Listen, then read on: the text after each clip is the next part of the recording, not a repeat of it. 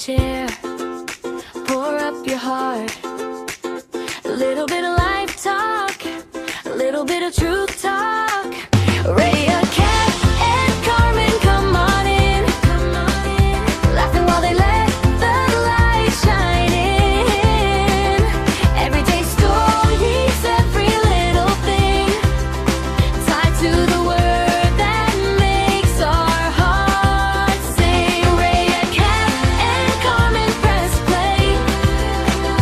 Finding grace in the middle of your day. Real talk, real love, real God. Welcome to the show. Let's walk with God today.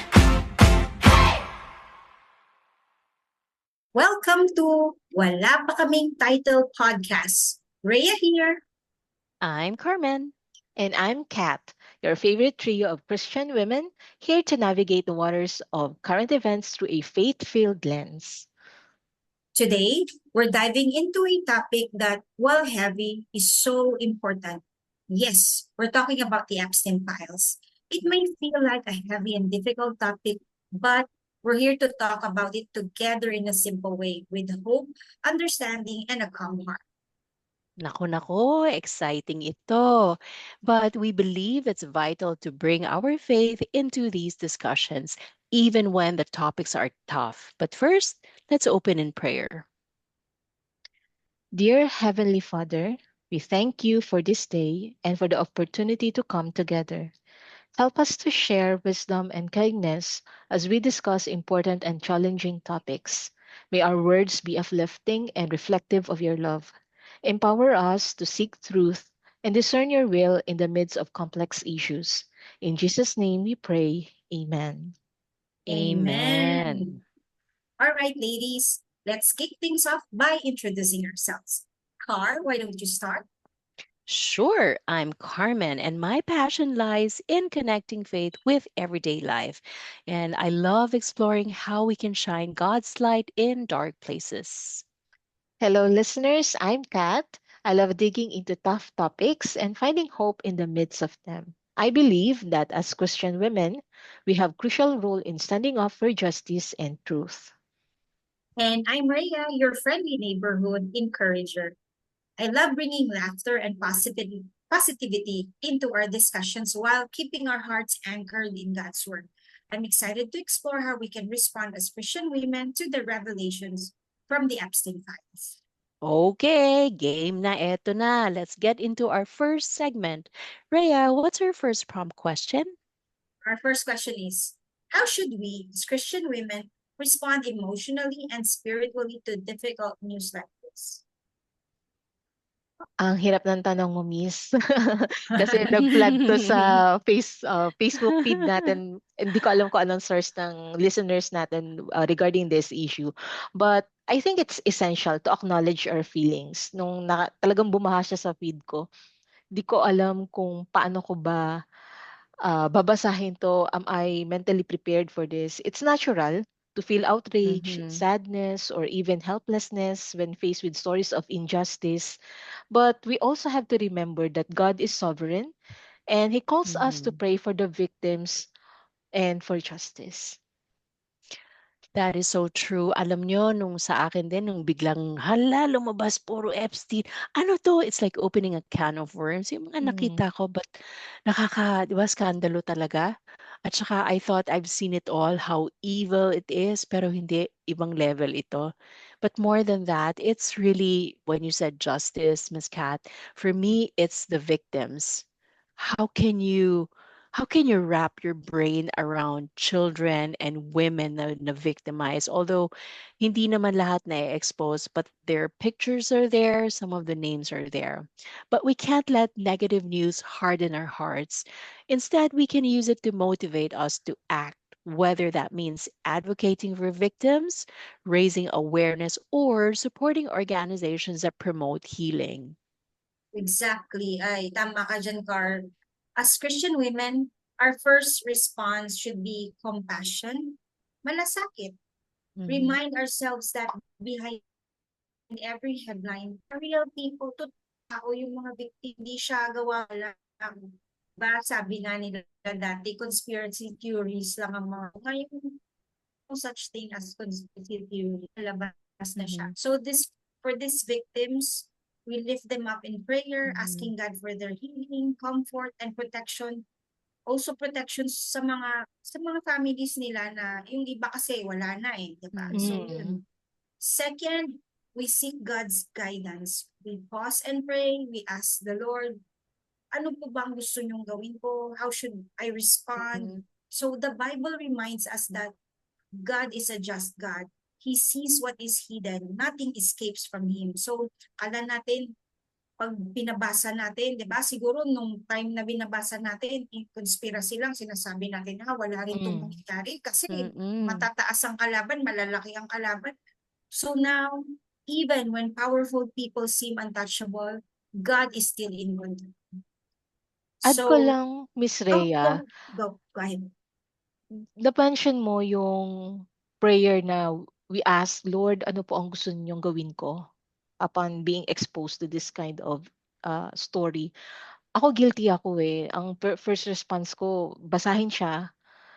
Hindi ako talaga lumapit agad kay Lord na ano ba yung understanding na dapat makuha ko from this. You Mhm. know, here in the Philippines, sorry to generalize, I think mostly kaya to matagal matagal na lumalabas sa mga feed natin. We keep on sharing, spreading this information. Kasi nasanay tayo sa chismis na tipo lalo na 'pag may mga popular people, may mga controversial people, we are so curious, ano ba nangyari? Tapos as if you are reading, you are part of the conversation, email yung format niya dun sa mga na-share eh. Mm. And then you will discover, grabe, may cannibalism, merong about uh, projects on genetic uh, parang projects, marami kang madi-discover na parang so new that you will be it's so interesting at the same time Mhm. scary. So Mm. it's really difficult to navigate Mm-mm. paano ka magre-respond sa ganitong story. And I'm glad that we had this discussion or session na Mhm. wherein we are trying to share to our listeners na hindi mali ang basahin, but we shouldn't spend so much time na Mhm. wala tayong understanding and we are not going to look for God's role in this particular uh, information. Ano ba yung tinatawag tayo for what ni Lord in this Mhm. situation? Mhm. Tama ka dyan, Kat. Alam mo, yan talaga ang favorite sports ng mga Pinoy, yung chess miss. Pero sana, ito yung sports. Sana nga, no, kung talagang sports natin yan. Ito yung chess miss na masarap basahin, masarap aralin. At, di ba, timely talaga itong podcast natin. So, next question. What is the most critical message we can take from the Epstein files in relation to the book of Revelation? So yan, kailangan talaga natin siyang i-connect sa Bible, which is the book of Revelation. Ang galing ng book ng Revelation, Miss, no? Talagang parang sinasabi niya sa kanya na how relevant God's word is in our daily life. Parang Mhm. tinuturuan talaga tayo ni Lord paano tayo mabuhay during these difficult times. And it's really a must that we study this book. And because it is a reminder na ultimate accountability of each person before God. Gusto ko lang i-quote Mhm. yung Bible verse na Ecclesiastes 12 verse 14.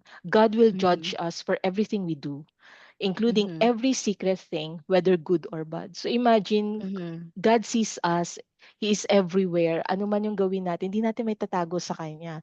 So, Mhm. if we are exposed to this kind of bad news, Mhm. the Bible reminds us that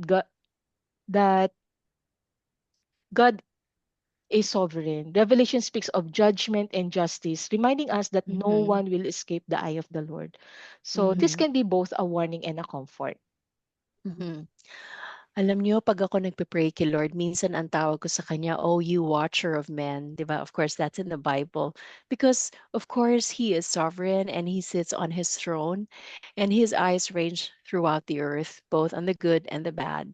So, wala talaga tayong maitatago. Although we can say this Epstein files, parang ano pa lang siya, tip of the iceberg, eh. It's a deep, deep rabbit hole na sabi nga natin hindi lang siya about, um, child, what is that? Yung syndicate? Trafficking?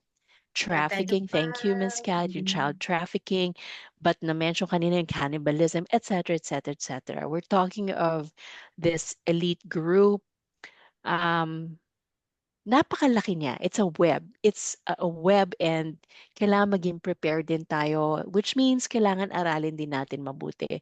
So, be careful lang din ha sa mga listeners 'pag kayo ay naeengganyo kasi merong iba ginagawang entertainment, eh, yung nakikita nila na Epstein Files at sino ba oo. naman ang hindi maaano, 'di ba, kasi, oh my goodness, nakakaskandalo. But just be careful kasi, nakaka-defile din. So, up to a certain point, sige basa-basa but pull back din 'pag medyo hindi na, it's too much.